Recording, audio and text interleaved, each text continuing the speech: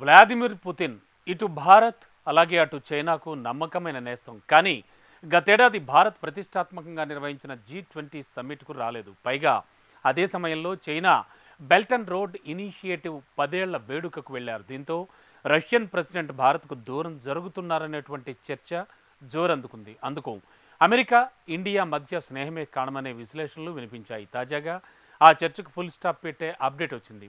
వచ్చే నెలలో భారత ప్రధాని మోడీ మాస్కోలో పర్యటించబోతున్నారు. ఈ పర్యటన రెండు దేశాల దోస్తీని ప్రపంచానికి చాటి చెప్పడం ఒక్కటే కాదు, లేనిపోని అపోహలకు కూడా చెక్ పెట్టబోతోంది. ఇంతకు ప్రధాని మోడీ మాస్కో టూర్ సీక్రెట్స్ ఏంటి? ఉక్రెయిన్, రష్యా మధ్య శాంతి స్థాపన ప్రయత్నాలు జరగబోతున్నాయా? ప్రధాని నరేంద్ర మోడీ రష్యా పర్యటనకు రంగం సిద్ధం. 5 ఏళ్ల తర్వాత మాస్కోలో పర్యటించబోతున్న ప్రధాని. యుద్ధభూమిలో శాంతి ప్రయత్నాలు జరగనున్నాయా? ప్రపంచ రాజకీయాల్లో కీలక మార్పులు మొదలవుతున్నాయి. ఉక్రెయిన్ రష్యా యుద్ధం, ఇజ్రాయెల్ పాలస్తీనా ఘర్షణలు అంతర్జాతీయ రాజకీయాల్లో కొత్త పరిణామాలకు నాంది పలుకుతున్నాయి. అమెరికా, పశ్చిమ దేశాలు ఒకవైపు, చైనా, రష్యా మరోవైపు కూటములుగా ఏర్పడుతున్నాయి. రష్యా అధ్యక్షుడిగా 5వ సారి ఎన్నికైన పుతిన్ ఇటీవలే తన తొలి విదేశీ పర్యటన చైనాతో ప్రారంభించారు. బీజింగ్ లో పుతిన్ కు ఘన స్వాగతం దొరికింది. గడిచిన 8 నెలల్లో పుతిన్ చైనాలో పర్యటించడం ఇది 2వ సారి కాగా, రష్యా అధ్యక్షుడిగా 5వ సారి ఎన్నిక కాక ముందు కూడా పుతిన్ బీజింగ్ లో పర్యటించారు. రష్యా, చైనాల మధ్య దౌత్య సంబంధాలు నెలకొని 75 ఏళ్లైన సందర్భంగా జిన్పింగ్ ఆహ్వానం మేరకు పుతిన్ చైనా పర్యటనకు వెళ్లినట్టు ఆ సమయంలో రష్యా విదేశాంగ శాఖ తెలిపింది. అయితే కేవలం 8 నెలల వ్యవధిలోనే పుతిన్ 2 సార్లు చైనాలో పర్యటించడం కొంత చర్చకు దారితీసింది. ఆ రెండు దేశాల మధ్య స్నేహం మునుపెన్నడూ లేనంత బలంగా మారుతుందనే విశ్లేషణలు కూడా వినిపించాయి. ఇదే సమయంలో భారత రష్యా స్నేహం పైన ప్రశ్నలు వినిపించాయి. అందుకు ఒక కారణం ఉంది. గత ఏడాది భారత్ ప్రతిష్టాత్మకంగా నిర్వహించిన G20 సదస్సుకు రష్యా అధ్యక్షుడు హాజరవుతారని ప్రపంచమంతా అనుకుంది. అందుకు రెండు దేశాల మధ్య దశాబ్దాలుగా ఉన్న స్నేహబంధమే కారణం. కానీ అంతటి ప్రతిష్టాత్మక కార్యక్రమానికి పుతిన్ హాజరు కాలేదు. పైగా బీజింగ్ లో నిర్వహించిన బెల్ట్ అండ్ రోడ్ ఇనిషియేటివ్ కార్యక్రమానికి హాజరయ్యారు. అప్పట్లో ఈ వ్యవహారం తీవ్ర చర్చకు తావిచ్చింది. నిజానికి G20 అనేది ఇండియా తొలిసారి నిర్వహించిన ప్రతిష్టాత్మక సమిట్. అంతర్జాతీయంగా ఇండియా ఫేటు మార్చిన సదస్సు కూడా. అంతటి ప్రతిష్టాత్మక సమ్మిట్ కి మన మిత్రదేశం అధ్యక్షుడు డుమ్మా కొట్టడంపై పెద్ద చర్చ జరిగింది. అయితే పుతిన్ హాజరు కాలేనని చెప్పడానికి కారణం అంతర్జాతీయ క్రిమినల్ కోర్టు అరెస్టు వారెంటే అని అందరూ భావించారు. కానీ అనూహ్యంగా G20 సదస్సును కాదని జిన్పింగ్ సర్కార్ నిర్వహించే బెల్ట్ అండ్ రోడ్ ఇనిషియేటివ్ కార్యక్రమానికి హాజరయ్యారు పుతిన్. దీంతో అరెస్టు వారెంట్ అసలు విషయమే కాదని పుతిన్ మనసులో ఇంకేదో ఉందనే విశ్లేషణలు మొదలయ్యాయి. కొందరు అంతర్జాతీయ విశ్లేషకులైతే అమెరికాకు మోడీ అధిక ప్రాధాన్యం ఇస్తున్నారని, అందుకే పుతిన్ అలిగారనే వాదనలు తెరపైకి తెచ్చారు. దీన్ని మనసులో పెట్టుకుని G20 సమిట్ కు పుతిన్ హాజరు కాలేదని విశ్లేషించారు. మాస్కో న్యూఢిల్లీకి దూరమవుతుందా అనే ప్రశ్నను కాస్త పక్కన పెడితే చైనాకు మాత్రం ఖచ్చితంగా దగ్గరవుతుందని చెప్పాలి. ఎందుకంటే ఏడాది వ్యవధిలో రెండు దేశాల మధ్య సంబంధాలు చాలా బలంగా మారాయి. 2023 మార్చిలో చైనా అధ్యక్షుడు రష్యా వెళ్లారు. ఆ సమయంలో జిన్పింగ్ కు ఘన స్వాగతం దొరికింది. పుతిన్ ఆత్మీయంగా కౌగిలించుకుని మరి మై డియర్ ఫ్రెండ్ అంటూ పలకరించారు. ఈ పలకరింపు వెనుక పెద్ద కథే ఉంది. ఒకప్పుడు శత్రువులుగా ఉన్న ఈ రెండు దేశాలు ఇప్పుడు శత్రువుకు శత్రువు మిత్రుడనే సామెతను పాటిస్తున్నాయి. ఉక్రెయిన్ యుద్ధం వేళ రష్యాకు చైనా సహకారం అవసరం. తైవాన్ విషయంలో డ్రాగన్ కు క్రెమ్లిన్ సపోర్టు కావాలి. అన్నింటికి మించి అమెరికాను దెబ్బకొట్టాలన్న లక్ష్యమే ఈ ఇద్దరిని కలిపింది.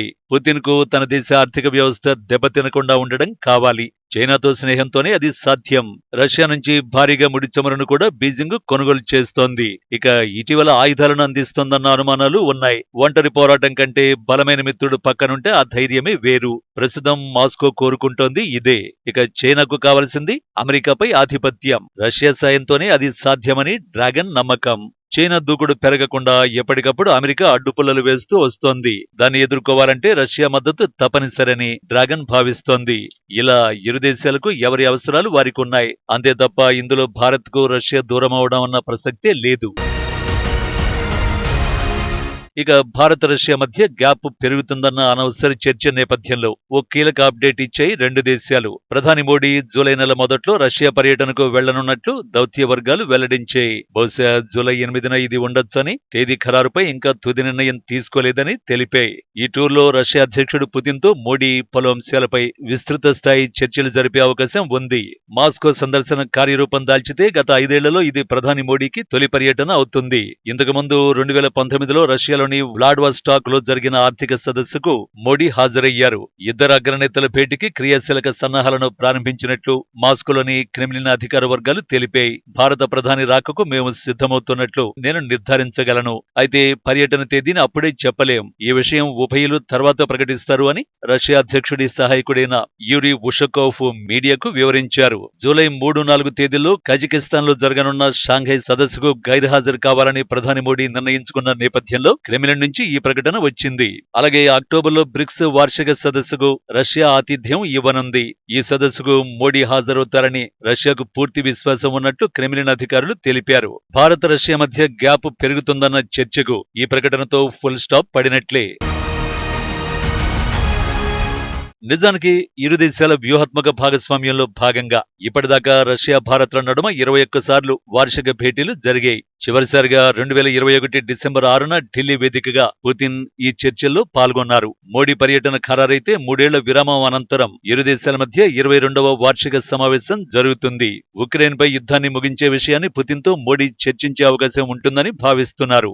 రష్యా ఉక్రెయిన్ యుద్ధం వెంటనే ముగిసిపోవాలని భారత్ ఆది నుంచి కోరుకుంటున్నా మాస్కోతో ద్వైపాక్షిక స్నేహబంధాన్ని విచ్ఛిన్నం చేసుకోవడానికి సిద్ధంగా లేనందునే ఉక్రెయిన్పై దాడిని ఇప్పటిదాకా ఖండించలేదు. దౌత్యపరమైన చర్చల ద్వారా ఈ సమస్యను శాంతియుతంగా పరిష్కరించుకోవాలని చెబుతూ వస్తోంది.